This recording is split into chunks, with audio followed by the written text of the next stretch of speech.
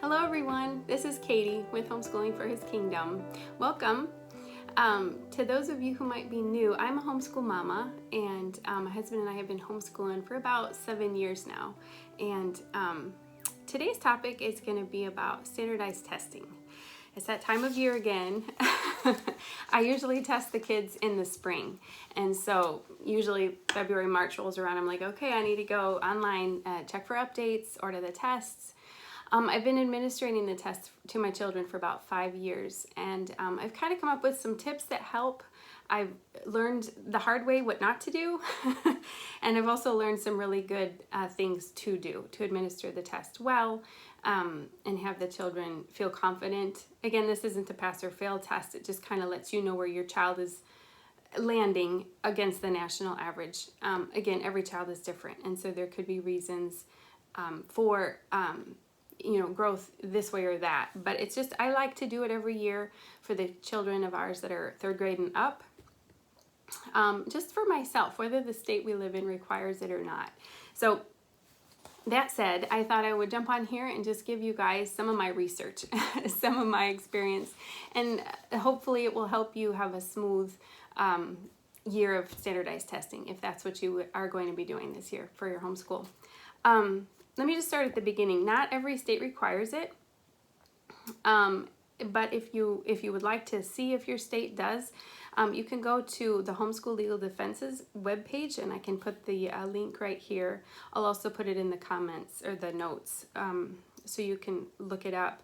But basically, it not only tells you if your specific state requires the standardized testing, it'll also tell you a lot of other information on like filing for your state. So I really like this webpage. It's got a big map, and you just like click on the state that you live in. That said, we have lived in a few states during our homeschool journey, and so I thought I would just hit the high points for those states, for those of you who live in those states. For California, if you're homeschooling through a charter, they're going to provide the standardized testing for you. They'll help you administer it, things like that. If you are homeschooling in California with a private homeschool affidavit, like you're homeschooling on your own, you're keeping your own records, you're not part of a charter, that's what we did, you don't need to file or have a standardized test for your children annually. I still did because I just wanted to, and I just kept it on file, but it's not required. For North Carolina, we lived there last year. The North Carolina Department of Administration website says that standardized testing is required annually for each student enrolled in your homeschool. And you can look up more details there on the website for North Carolina Department of Administration. For Florida, for those of you who live in Florida, we're new to Florida, but I've looked up some details already, and I've been talking with a certified teacher here. Standardized testing is one of the options you can use annually. So there's, I want to say 4 or more different options that you can file annually to show the progress of your children in the state of Florida. Standardized testing is one of them. So it's not necessarily required. But if you do choose that option, then hopefully these next comments will help you as to where to get it. But if you're outside those 3 states, just check with Homeschool Legal Defense or you can just look in the Board of Education with that state to see if it's required.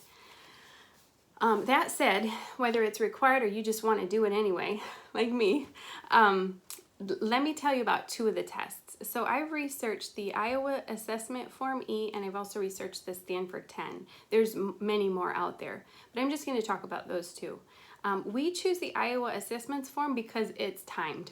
And I just kind of like, I like the idea of kind of having just that, okay, we're going to sit for language for 30 minutes or whatever the amount of time is that they give you, and then this section is over. It just keeps us on the up and up so that we're not spending too much time in any one place. And I guess I think to myself, if you know it, you know it. And if you don't, let's move on. Because again, it's not pass or fail. So I really like the timed aspect of the Iowa Assessments Form. They say a bachelor's degree is preferred, but you don't need it to administer it. With the Stanford 10, you don't need a bachelor's because it's an online form. So they don't require the administrator who has the computers and helps the students log in. They don't require that person to have a bachelor's, and it is not timed. So going back to the Iowa assessment, this one will be on paper. So that's also the difference. I still kind of want our kids to like hold the test in their hands, fill in the circles. I just feel like they're in 4th and 6th grade. We have a kindergartner this year, but I'm not going to be testing her yet. So just the 4th and 6th grader will be taking these tests. And it just, for me, for them too, I feel like it's better for them still to just do it manually. But the downside to that is that the results come back a little bit slower. So if you're in a hurry to see how your kids are doing, maybe the online Stanford 10 is better for you as well. So anyways, I'll put the details below, kind of like with a bullet point. But once you decide what test you'd like to do, here's the websites where you can get them. So ctintesting.com, or maybe it's Seton Testing. I'm not quite sure how you pronounce it. But they have the written form available for K through 12th, and it's about $35 to $45 depending on the grade that you're going to be purchasing. That's for the Iowa assessments form. They also have the Stanford 10 there. That is online, and it is for 3rd to 12th grade, and it is $40 per student. You can also get the Stanford 10 online, 3rd to 12th grade, at abeka.com, but they're selling it for $45. And if you've been following me for a while, I love Abeka. We use Abeka for our curriculum. It is $5 more with Abeka, so if you want to save a little bit of money, then maybe just get it through Seton Testing. And also, I'll just go with Seton with that pronunciation. Seton, it looks like they offer 2 more additional standardized tests if you'd like to look into the detail there on their website. Okay, so those are the differences in the test. That's where to get them. And then now let me just talk a little bit about tips on administrating them. So whether you are going to be administrating them, or you're going to hire a teacher to come to your house and administer, or meet with a co-op and they're going to administer, basically, this will be my 5th year, I think, of giving the test to my children. First of all, just try to stick with the same test if you can. If you need to kind of move around for the first couple years till you settle in, okay, I like Iowa State, or I like Stanford 10. Decide which one you like and then stick with it, because then year over year the results are going to be a little bit easier to see how your kids are doing.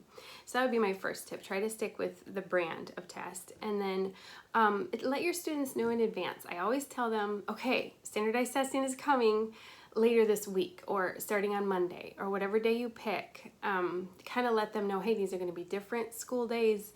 My kids like to kind of know what's coming up. So if your children are like mine, they kind of like to plan. Just kind of throw it out there. Hey, standardized testing is coming up. They're going to be a little bit different days. So just kind of prepare their minds. And the other thing is it takes about 3 days to get through the material, sometimes 4.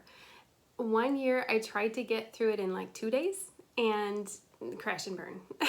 Like, no thank you.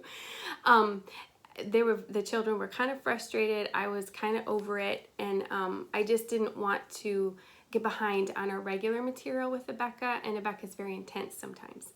But from my experience, it's okay to slow down. Please, learn from us. I would at least plan for 3 days for the standardized testing, because there's so many different subjects. And then there's also an optional section, I want to say, for 3rd and 4th, maybe even 5th grade at the end, where you don't have to take that part of the test, but it also will help you understand your child more, or their development. So one year I dropped that part off, even though I paid for it, because it was optional, because we were just in a tight deadline. I felt like, anyway, that we needed to get back to our Abeka material. So I only wanted to use 2 days, Monday and Tuesday or whatever, and then Wednesday, Thursday, and Friday we wanted to get back to regular material. So I don't think that's necessary anymore. I'm a lot more relaxed with Abeka. I've learned they do repeat a lot of their material. It is very intense. And so I've learned, no matter what curriculum you have, the curriculum works for you, right? Like, you hired the curriculum, like you bought it. So you teach it at the pace that your children are learning. You can slow down, you can come back to it, you can do every other. So I would just say, please relax and maybe have a window. Hey, we're going to spend 3 to 5 days on standardized testing, because this is our first year, and you're not quite sure how the students are your children are going to handle it, or how you're going to feel. And then if you get to any other material that week, then that's a bonus. Maybe do it like that. That way you don't feel like you're behind if you took 5 days instead of 3 or 4 or whatever. So anyway, that's a huge tip. Like, please take your time with the testing. You can look over the material before it starts so that you can kind of understand, okay, this math is going to require 45 minutes. And then this other section of math is another 30 minutes. And then the language portion is 30 and another language is 30. I think there's a reading portion that's 45 minutes. And then they have like reading comprehension. I mean, every section has minutes. And so if you can kind of calculate that in your mind, sometimes I'll put it on a notepad, like, okay, we'll do the 2 math sections in the morning, we'll break for lunch. And then we'll do the 2 language sections in the afternoon, and that'll be enough for that day, you know, and then you can kind of count the minutes up and say, okay, this is science. So then maybe we'll start with science on Tuesday morning. That's only 20 minutes. Okay, so then, you know, build your day, but also be very flexible in case you have a breakdown or something comes up, you know, and you need to postpone till the next day or whatever. Just be very flexible with yourself. Another thing is, please wait till 3rd grade or older. Being the brand new homeschool mom I am, well, back then with my firstborn, my son, I was like, he is in kindergarten and we are doing standard testing because I'm going to be a good mom and a good homeschooler and I'm going to get everything right. Oh my goodness, I don't think I saw him cry so much. I mean, poor thing could hardly get the bubbles right. I mean, he was 6. 6 or 7 when we took the kindergarten test, probably 6. Anyway, my point is, it wasn't necessary. You don't need, unless your state requires it. It seemed very challenging for our son to do this testing in kindergarten. And so from that, I thought, okay, we don't really even need to do it for till 3rd or 4th grade. So I ballparked 3rd grade because in Abeka and just from teaching it, kindergarten 1st and 2nd are kind of like a group. You kind of learn and it's repeated until the end of 2nd grade. And then 3rd, 4th, and 5th, even 6th is like another group set I'm seeing, like with what they're teaching. It just goes further and further every year. So I would definitely wait. If you can wait till 3rd grade until your children are at least that old, if not even older, maybe even middle school. But my sister is a teacher in Michigan, and she just recommended, for our sake, just to test them anyway, just to practice taking a test, just so they get used to being timed, filling in bubbles, like going back and forth. Okay, this is answer A, so I need to find, you know, it's A for question 17, so I need to find 17 on this, you know, skinny piece of paper and find A, you know, so it's good dexterity to like following, paying attention, all that, because eventually they'll probably want to take an ACT or an SAT, right, in high school. So this kind of prepares them annually, like, oh yeah, I remember how to take tests like this. You just have to use a ruler or be very careful, follow, you know. So for that reason, we still do it every year. She's really smart. She's a great teacher. I thought, well, it can't hurt them to be tested. And then I don't send it anywhere. It's just for my own sake. I keep it on hand, and because so far it hasn't been required in any state that we've lived in. And so, and I can see that they're making progress, and it's really encouraging. So anyway, yeah, if you can wait till 3rd grade. Another thing is, what do you do if you have babies or toddlers or young kids that are not maybe 3rd grade or older? What do you do with those children that day when you're trying to super focus on your older kids? I would honestly see if you can get a babysitter, or maybe your husband can come home early, or just a friend that, you know, is available to come maybe take your young ones for you that day, or just part of the day that you're testing, because it's really helpful to have a quiet house and no distractions. And if you're the administrator, it's probably going to be distracting if you're running in and out with sippy cups or nursing or whatever you got to do. Normally that's probably working out in your normal school day, but because I really try to make it a quiet environment for them to remember and do the best work they can, if you can even just put a show on, like for 30 minutes for the 30-minute set of math, say, okay, sweet one, just sit right here, like get a good show, whatever you got to do. I just wouldn't teach them if they're even in kindergarten 1st and 2nd. Maybe don't even teach those children that day, because you are so focused on, at least I am. I'm very focused on making sure I'm sitting there and timing it, because I like to be there. You're supposed to proctor it, so you have to sit there and be there, or at least be in the area. Like I think I have washed dishes one time while he was at the table, or maybe I was folding clothes right next to him. I mean, you still got to get stuff done, but I mean, I was right there. I had my timer, you know, so you can't really get as much as you normally get done, is what I'm trying to say. You have to be really focused as the proctor or the administrator. So maybe don't teach your younger ones. That was another tip of mine, because I thought, oh, I've also got to teach the young one. No, you don't. Not that day. Not that week. They're going to be fine. The other one is good lighting and a quiet space. So the night before in North Carolina, I remember doing this specifically because we were in such a tight space. I really had to juggle some stuff. I think we made our bedroom for Taylor ready. We had like a table and a lamp in there for her. I put that in there just for those testing days. And then Zach, I think, was out in the main room. But then I would have Julia, the young one, playing outside or playing in the back room. So no matter how many students you have that you're testing that day, try to have a separate space for each of them. One, so they don't talk. Two, so that it's nice and quiet and they can focus, basically. And try to have a door if you can, just to shut out any other noise. That I have found is very helpful, especially good lighting, because they're going to be reading a lot. Make sure it's not dark in there for them. And then, of course, go over how to fill in the circles. Like, make sure the bubbles are really dark. Make sure that they're clear on that, because it will be machine scanned, right?